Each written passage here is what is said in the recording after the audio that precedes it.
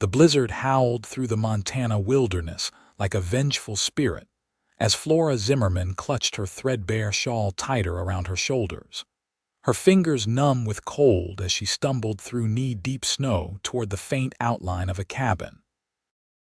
It was 1878, and the western frontier was as unforgiving as it was vast, especially to a woman traveling alone. The journey from Boston had drained Flora of everything: her savings, her strength, and nearly her will. But the telegram from her uncle, her only living relative, had been clear. Dying. Come claim your inheritance. Opportunity awaits. Now he was gone, and she was the reluctant owner of a small homestead in Montana territory that she had yet to even see in daylight.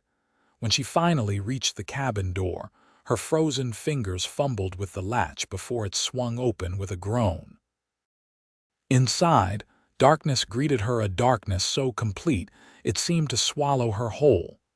The meager light from outside faded as she closed the door against the storm. "Uncle Henry," she called reflexively, though she knew there would be no answer. The local sheriff had informed her upon her arrival in town that her uncle had been buried 3 days prior. Flora's hands trembled as she lit her single candle, the last one she possessed, and held it aloft. The tiny flame revealed a humble one-room cabin with a small iron stove, a table with a single chair, a narrow bed in the corner, and shelves containing a few supplies. This was her inheritance, this and the 50 acres of wild Montana land surrounding it.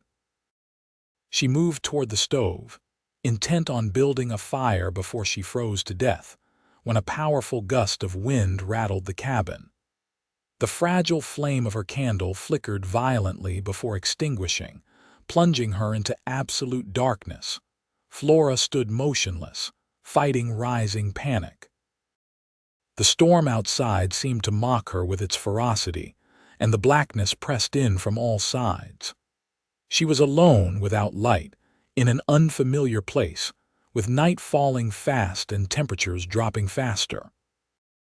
A sob escaped her throat as she sank to her knees, fumbling blindly for the candle she had dropped.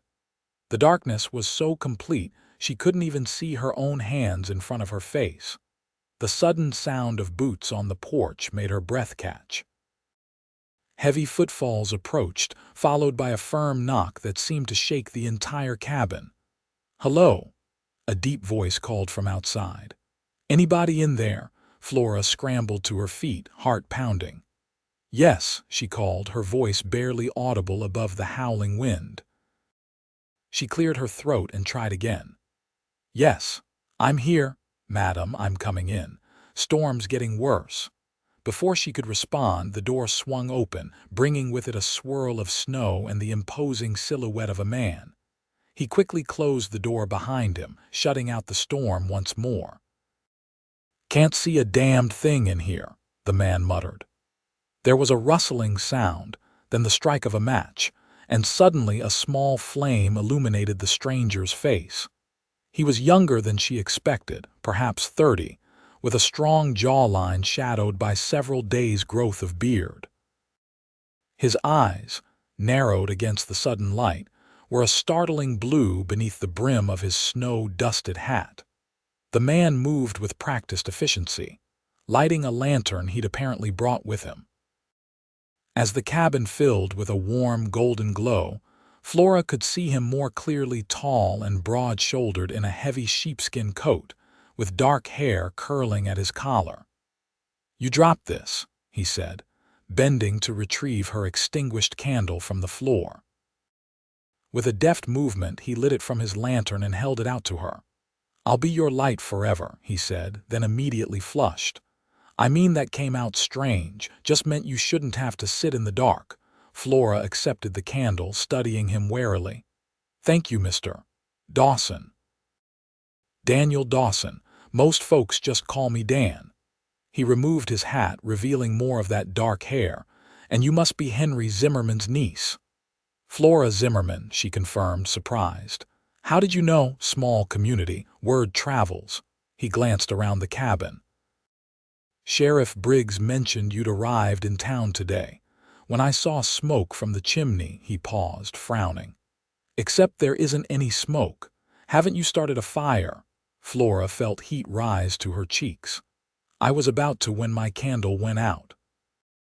Daniel moved toward the stove without comment, kneeling to open its iron door. This place'll be like an icebox in no time without heat. You got any wood?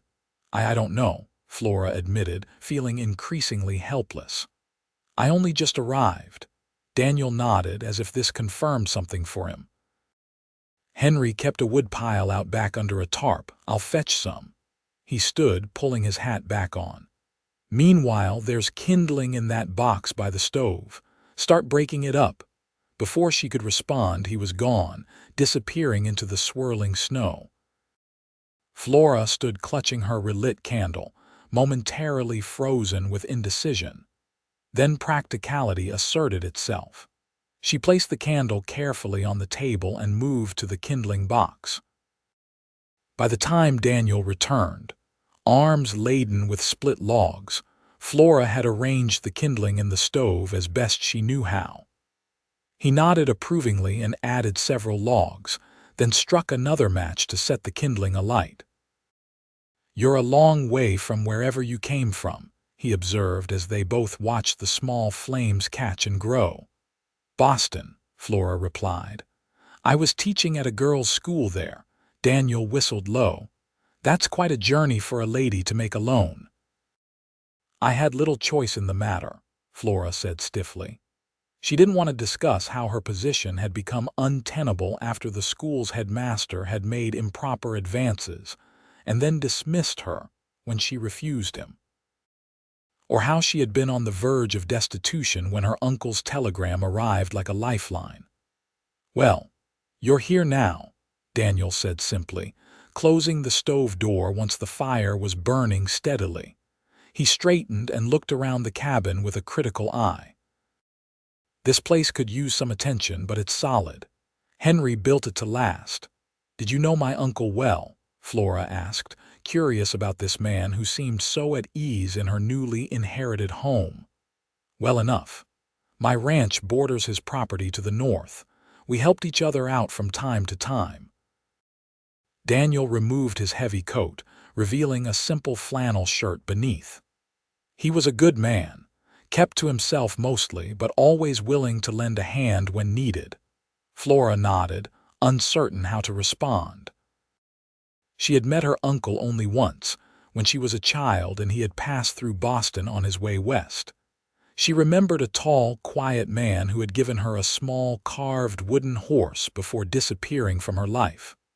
Are you hungry? Daniel asked suddenly. I was heading back from town with supplies when I saw the cabin.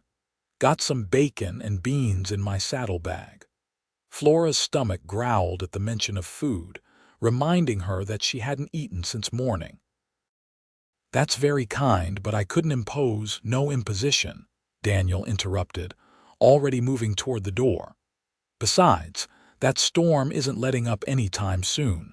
I suspect we're both staying put for the night. Flora's eyes widened at his matter-of-fact statement. The propriety of her Boston upbringing warred with the practical reality of their situation. Mr. Dawson, I hardly think. Look out that window, Miss Zimmerman, he said gently, gesturing to the small, frost-covered pane. That's not weather any sane person would ride in, especially at night. I'll sleep in the chair or on the floor. You take the bed. But neither of us is going anywhere until morning. Flora moved to the window and wiped a small circle clear with her sleeve. Outside, the world was a chaotic swirl of white, with visibility reduced to mere feet.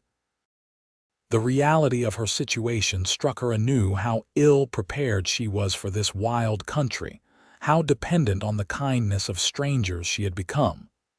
Very well, she conceded, turning back to find him watching her with those striking blue eyes. Thank you for your assistance, Mr. Dawson. A slight smile curved his lips. Call me Dan. Everyone does. Dan, she repeated, the familiarity feeling strange on her tongue. And I'm Flora. He nodded once, then slipped outside to retrieve his supplies, leaving Flora alone with her thoughts and the growing warmth from the stove. She moved about the cabin, examining her inheritance more closely by the combined light of the candle and Daniel's lantern. The cabin was spare but surprisingly clean. Her uncle had lived simply but neatly. On a shelf near the bed, she found a small collection of books, practical guides to farming and ranching, a Bible, and unexpectedly, a volume of Tennyson's poetry. Daniel returned with his saddlebags and a gust of cold air. He stamped the snow from his boots and closed the door firmly behind him. "Storm's getting worse. We're in for a rough night." "Will your family worry about you?" Flora asked, suddenly wondering if there was a Mrs. Dawson waiting for his return. "No family to worry," he replied, setting his bags on the table. "Just me and a couple of ranch hands, and they're used to me being gone overnight sometimes." Flora nodded, relieved for reasons she didn't care to examine too closely. They settled into an unexpectedly comfortable routine, with Dan frying bacon in a cast-iron skillet while Flora found plates and utensils in a small chest. They ate at the table by candlelight, the bacon and beans simple but satisfying. Dan produced a small packet of coffee from his supplies, and soon the rich aroma filled the cabin, mingling with the scent of wood smoke. "So," Dan said, leaning back in his chair with a mug of coffee, "what are your plans for the place?" Flora hesitated. It was a question she had been asking herself throughout the long journey west. "I'm not entirely sure," she admitted. "I know nothing about ranching or farming." "You could sell," Dan suggested, watching her carefully. "There'd be buyers." "Are you offering?" Flora asked, raising an eyebrow. A smile tugged at the corner of his mouth. "Maybe. Would depend on the price." Flora looked around the cabin, feeling a strange reluctance at the thought of selling. "This is all I have in the world now," she said softly. "I'd rather not part with it until I'm certain I can't make a go of it." Dan studied her for a long moment, then nodded as if coming to a decision. "I could help you get started, show you the ropes. Your uncle's place isn't large, but it's good land. Could support a small herd of cattle or be worked as a farm." "Why would you do that?" Flora asked, suspicious of his offer. Dan shrugged. "Being neighborly. Besides, Henry was good to me when I was just starting out. Seems fitting to pass that kindness along." The honesty in his expression convinced her. "I would appreciate any guidance you could offer," she said. "Though I warn you, I know more about literature and arithmetic than livestock." "Well, arithmetic will come in handy," Dan said with a grin. "As for the rest, you'll learn. People usually do when their survival depends on it." The wind howled outside, rattling the windows, but inside the cabin was growing warm and comfortable. As the evening wore on, Flora found herself relaxing in Dan's company. He was well-spoken for a rancher, and when she mentioned this, he laughed. "My mother was a schoolteacher before she married my father," he explained. "She made sure I had books along with my chores. Dad thought it was a waste of time, but he loved her enough to let her have her way." "Are they still in Montana?" Flora asked. Dan's expression sobered. "No. Lost them both to influenza when I was 22. That's when I came out here, used what little they left me to start my ranch." "I'm sorry," Flora said, thinking of her own parents gone since she was 16. "It's not easy being alone in the world." "No," Dan agreed, his eyes meeting hers across the table. "It's not." Something passed between them in that moment, a recognition, perhaps, of kindred spirits. Then Dan cleared his throat and stood to add another log to the stove. "We should get some rest," he said. "Morning comes early out here, and there'll be plenty to do once the storm passes." Flora nodded, suddenly aware of her exhaustion. The journey, The emotional strain of her uncle's death and the unexpected events of the evening had taken their toll. "You're right. I'll just need a moment to prepare." Dan nodded, understanding her need for privacy.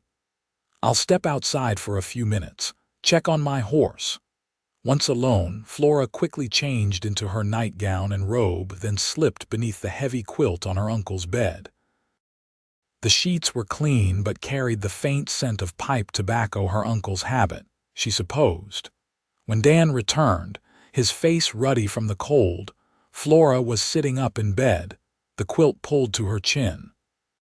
He removed his boots and outer layers, hanging his coat by the door, then settled into the chair by the stove with a spare blanket she had found in a trunk. "You don't have to sleep sitting up," Flora said, feeling guilty at the thought of him spending a night in that hard wooden chair. "There's room on the floor at least." Dan shook his head. "I've slept in worse places, trust me, this is fine." Flora blew out her candle, leaving only the lantern's soft glow. "Thank you," she said into the semi-darkness, "for everything today. I don't know what I would have done if you hadn't come along." "Get some sleep, Flora," Dan replied, his voice gentle. "Tomorrow's another day." She closed her eyes, listening to the howling wind outside and the occasional crackle from the stove. Despite the strange surroundings and the presence of a man she had just met, Flora felt safer than she had in months. Perhaps it was exhaustion, or perhaps it was something about Dawson himself, but sleep claimed her quickly and deeply. When Flora woke, pale morning light was filtering through the frost-covered windows. The storm had passed, leaving an eerie silence in its wake. She blinked, momentarily disoriented, then remembered where she was and who was with her. She turned her head to find the chair by the stove empty, the blanket neatly folded. For a moment, she wondered if Dan had left while she slept, but then the door opened, and he entered in a swirl of cold air and blinding white light reflected from the snow outside. "Morning," he greeted, stomping snow from his boots. "Hope I didn't wake you. Went to check on my horse and bring in more wood." Flora sat up, clutching the quilt to her chest, acutely aware of her state of undress beneath. "Good morning. What time is it?" Dan pulled out a pocket watch. "Just past 7. Sky's clear now, but there must be 3 feet of snow out there." 3 feet, Flora repeated, dismayed. In Boston, such a snowfall would have paralyzed the city. "It'll settle," Dan assured her, moving to stoke the fire. "Give it a day or two and we can get around well enough." "We?" Flora echoed, raising an eyebrow. Dan turned, a slight flush coloring his cheeks. "Figure of speech. Though I meant what I said about helping you get started here." Flora nodded, grateful for his offer despite her independent nature. "I would appreciate that." "Perhaps you could show me around the property once the snow clears a bit." "Be happy to," Dan agreed. He gestured toward the stove. "I've got coffee brewing, and there's still some bacon left from last night." "That sounds wonderful, but—" Flora glanced down at herself, then back at him meaningfully. "Right," Dan said, understanding immediately. "I'll step out again so you can dress." Once alone, Flora dressed quickly in her warmest clothes, a practical wool dress and thick stockings. She had packed with the Montana winter in mind, but even her heaviest Boston garments seemed inadequate for the intense cold she'd encountered. When Dan returned, they shared a simple breakfast, discussing practical matters. Dan explained the boundaries of her property, the condition of the barn and corral behind the cabin, and the basics of what she would need to survive the remainder of the winter. "Your uncle kept a good store of preserved food," he told her. "Should be in the root cellar out back. And there's a smokehouse with some meat, I'd wager." "I don't even know what I don't know," Flora admitted, feeling overwhelmed. Dan's expression softened. "One day at a time, Flora. That's how we all get by out here." After breakfast, despite the deep snow, Dan insisted on showing her the immediate surroundings of the cabin.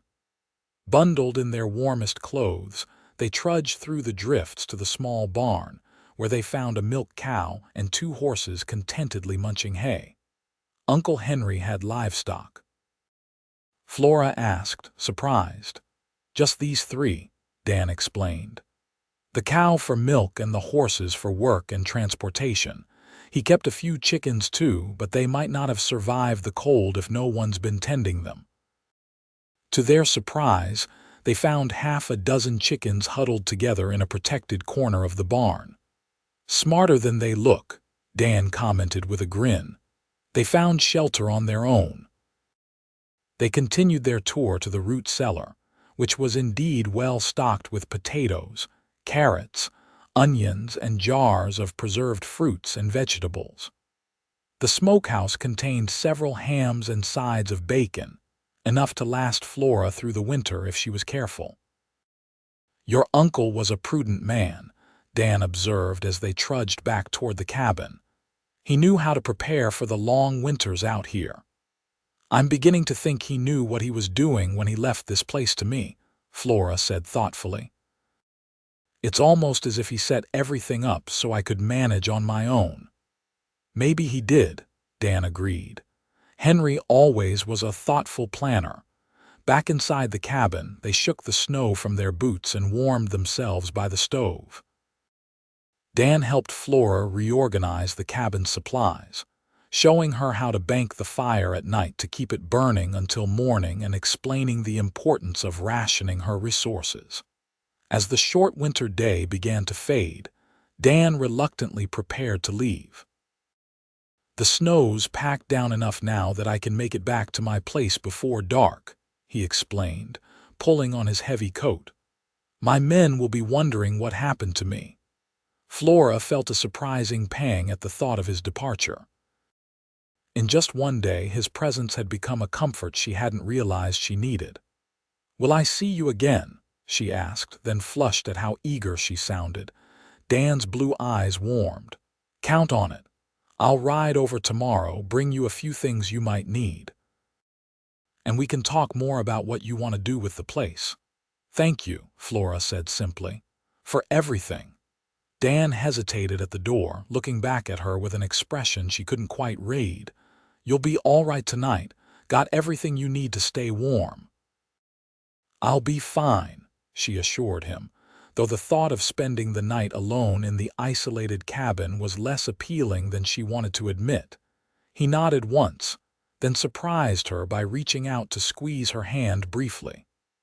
Lock the door behind me. And keep that candle lit until you're ready for sleep.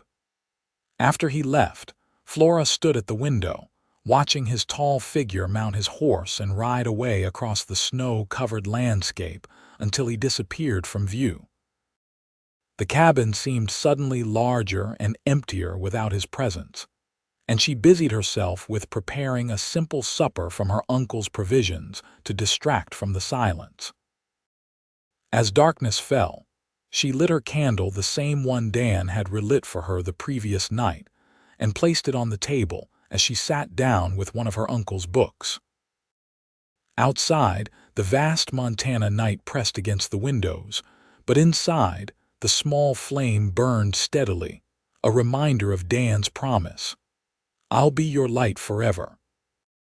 True to his word, Dan returned the next day, his horse pulling a small sledge loaded with supplies: a sack of flour, coffee, sugar, a side of beef, and several other items Flora hadn't realized she would need. You didn't have to bring all this, she protested as they unloaded the sledge together. Consider it a welcome gift, Dan replied. Besides, town's a good 10 miles from here. You won't want to make that trip often in this weather. Over the next few weeks, a pattern emerged. Dan would ride over every few days, sometimes staying only long enough to check that Flora was managing, other times spending hours helping her with tasks around the homestead or teaching her the basics of caring for the animals. Flora found herself watching for his arrival, her heart lifting at the sight of his tall figure approaching on horseback. Their conversations flowed more easily with each visit, covering everything from books they had read to their hopes for the future. "I never thought I'd end up in Montana," Flora confessed one afternoon as they sat by the stove drinking coffee.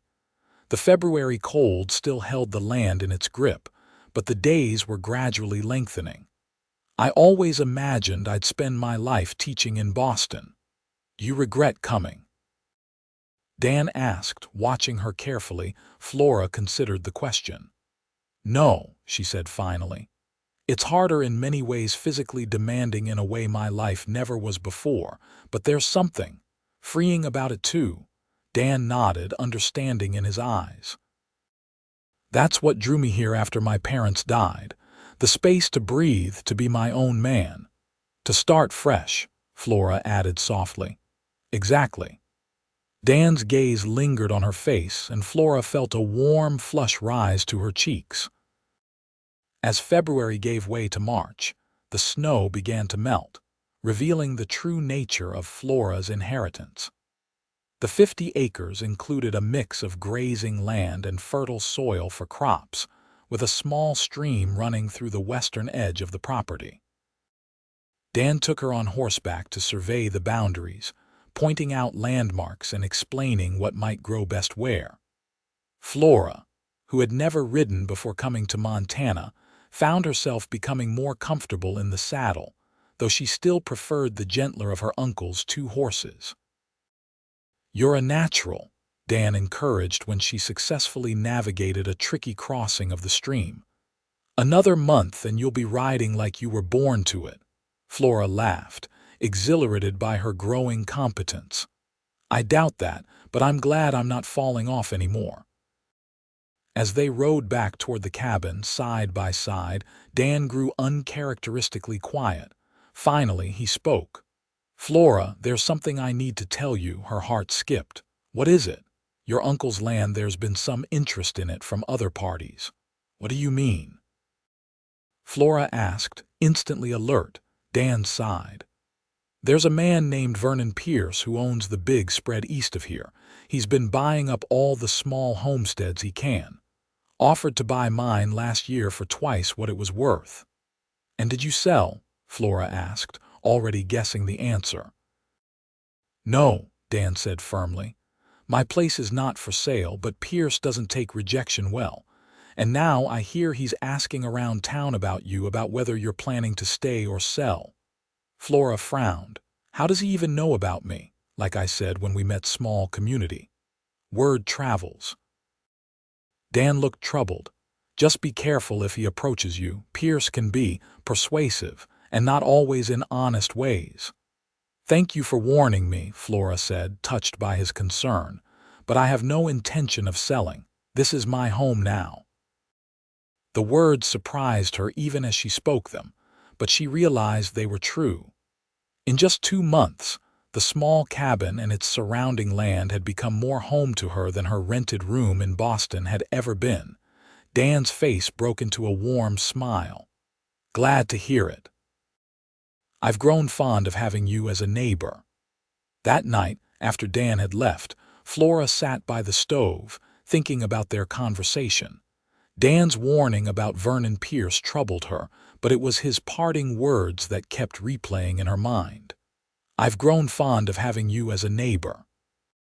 Was that all she was to him? A neighbor? The thought brought an unexpected pang of disappointment. She had to admit to herself that her feelings for Dan had grown beyond mere friendship. His visits had become the highlights of her days, and she found herself thinking of him even when he wasn't there. His easy laugh, the way his eyes crinkled when he smiled, the gentle strength in his hands when he showed her how to mend a fence or milk the cow. But perhaps he saw her only as Henry Zimmerman's city-bred niece, someone to help out of obligation to her uncle's memory. The thought was disheartening. A week later, Flora had her first encounter with Vernon Pierce. She was in the small general store in town, purchasing supplies, when a well-dressed man approached her. "Miss Zimmerman?" he inquired, tipping his hat. "Vernon Pierce. I've been hoping to make your acquaintance." Flora regarded him cautiously. Pierce was in his 40s, with graying hair at his temples and cold eyes that assessed her like property. "Mr. Pierce," she acknowledged with a nod. "I understand you've inherited old Henry's place," Pierce continued smoothly. "Must be quite a change from city life." "It is," Flora agreed neutrally, "but a welcome one." Pierce smiled, though it didn't reach his eyes. "I admire your spirit, Miss Zimmerman, but ranching is a difficult business, especially for someone without experience.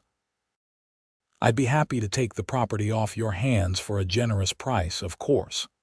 "Thank you for your concern, Mr. Pierce," Flora replied, keeping her voice level, "but I'm not interested in selling." Pierce's smile tightened. "Perhaps you should take some time to consider.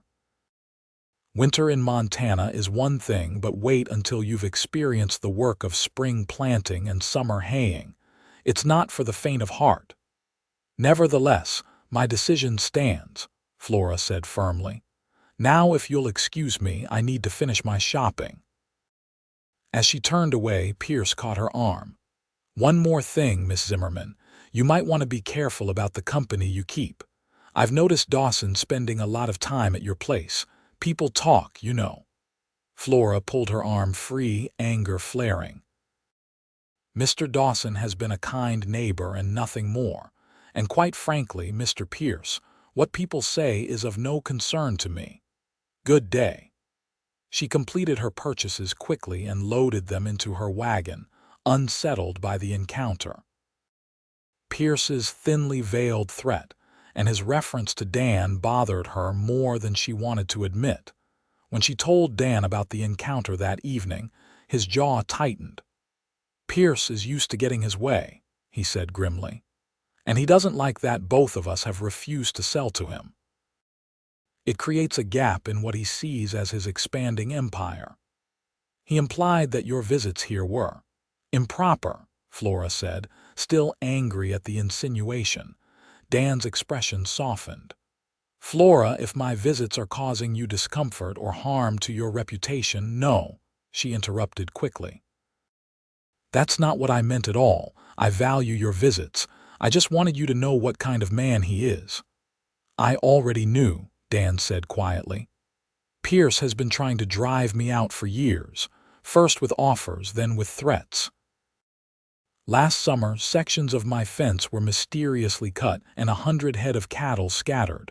Can't prove it was him, but—" "That's terrible," Flora exclaimed. "Why would he go to such lengths?" "My ranch sits between his property and the railroad. He wants that access." Dan ran a hand through his hair, a gesture Flora had come to recognize as a sign of frustration. "But enough about Pierce. How are your seedlings coming along?" They had started vegetable seeds in small containers indoors, preparing for spring planting. Flora led him to the window where the containers sat in the sunlight. "See for yourself. The tomatoes are doing especially well." As they stood side by side, examining the tiny green shoots, Flora was acutely aware of Dan's proximity, of the subtle scent of leather and pine that always seemed to accompany him. When he turned to smile at her, their faces were unexpectedly close. For a moment, neither moved. Flora could see the flecks of darker blue in his eyes, the slight unevenness of his beard where a scar interrupted its growth along his jawline. She found herself wondering what it would be like to touch that scar, to trace its path with her fingertips. Dan cleared his throat and stepped back, breaking the moment. "They look good," he said, his voice slightly rough. "You've got a natural talent for growing things." The rest of his visit passed in a strange tension that hadn't been present before. When Dan left, earlier than usual, Flora wondered if she had imagined the moment by the window or if he had felt it too and been discomfited by it. April brought warmer temperatures and the first wildflowers peeking through the melting snow. Flora's days were filled with preparations for planting, caring for the animals and learning the rhythms of her new life. Dan's visits continued, but something had shifted between them, a new awareness, a careful distance that hadn't been there before. Then came the night that changed everything. Flora was awakened just after midnight by frantic pounding on her door. She grabbed her robe and the rifle Dan had insisted on teaching her to use, approaching the door cautiously. "Who's there?" she called, her voice steady despite her racing heart. "It's me, Flora, Dan. Please open up." She unbolted the door immediately, shocked by the urgency in his voice. Dan stumbled in, his face grimy and his clothes smelling of smoke. "My ranch," he gasped. "It's burning." Flora's hand flew to her mouth. "The house, the barn, and the southern pasture, fires spreading fast." Dan's eyes were wild with fear and anger. "I need help. My men are fighting it, but it's not enough." "I'll come," Flora said without hesitation, already moving to dress. "Just give me 2 minutes." They rode hard through the night, the glow of the fire visible from miles away. As they crested the final hill, Flora gasped at the sight below. The large barn was fully engulfed, flames reaching high into the night sky. Men on horseback were driving cattle away from the fire, while others formed a bucket line from the well to the edge of the blaze. For the next several hours, Flora worked alongside Dan and his ranch hands, passing buckets, beating at flames with wet blankets, doing whatever was needed to contain the fire. By dawn, they had saved the house and most of the livestock, but the barn was a total loss, and acres of grazing land were blackened and smoking. Exhausted, Flora sat on a fallen log, accepting a cup of coffee from one of the ranch hands. Dan joined her, his face streaked with soot, his eyes hollow with fatigue and loss. "It wasn't an accident," he said quietly, so only she could hear. "Kerosene cans were found near where the fire started. Someone did this deliberately." "Pierce?" Flora asked, though she already knew the answer. Dan nodded grimly. "Can't prove it, but who else would gain?" Flora reached out impulsively and took his hand. "What will you do?" Dan's fingers tightened around hers. "Rebuild? What else can I do? This land is all I have." He looked at her, a new intensity in his gaze. "All that matters to me." Something in his expression made Flora's heart beat faster. "I'll help," she promised. "Whatever you need." Dan held her gaze for a long moment, then surprised her by lifting her hand to his lips. The gentle brush of his mouth against her skin sent a shiver through her entire body. "Thank you," he said softly, "for everything tonight, for being here." They rode back to Flora's cabin as the sun was setting the following day, after ensuring that the fire was completely extinguished and temporary shelters were arranged for the surviving livestock. Both were exhausted beyond words, swaying slightly in their saddles. "Stay," Flora said simply when they reached her cabin. "You're too tired to ride back tonight." Dan didn't argue, dismounting stiffly and seeing to both horses before following her inside. The familiar cabin welcomed them with its simple comfort, and Flora moved automatically to light the stove and prepare a simple meal. They ate in companionable silence, too tired for conversation. When they finished, Dan rose to take the chair by the stove as he had that first night, but Flora stopped him with a gentle hand on his arm. "The bed is big enough for both of us," she said quietly, "and we both need proper rest." Dan's eyes widened slightly, but he didn't protest. They lay down fully clothed, too exhausted for propriety or pretense, and fell asleep almost instantly. Flora woke hours later to find herself curled against Dan's side, his arm around her shoulders. The intimacy should have scandalized her Boston sensibilities, but instead it felt right, as if they had been sleeping this way for years. Dan's eyes opened, meeting hers in the dim light of early morning. "Flora," he murmured, his voice rough with sleep. "Dan," she responded, not moving away. His free hand came up to brush a strand of hair from her face, the gesture unbearably tender. "I've been fighting this for months," he confessed, "trying to keep my distance, to be just a helpful neighbor." "Why?" Flora asked, her heart pounding.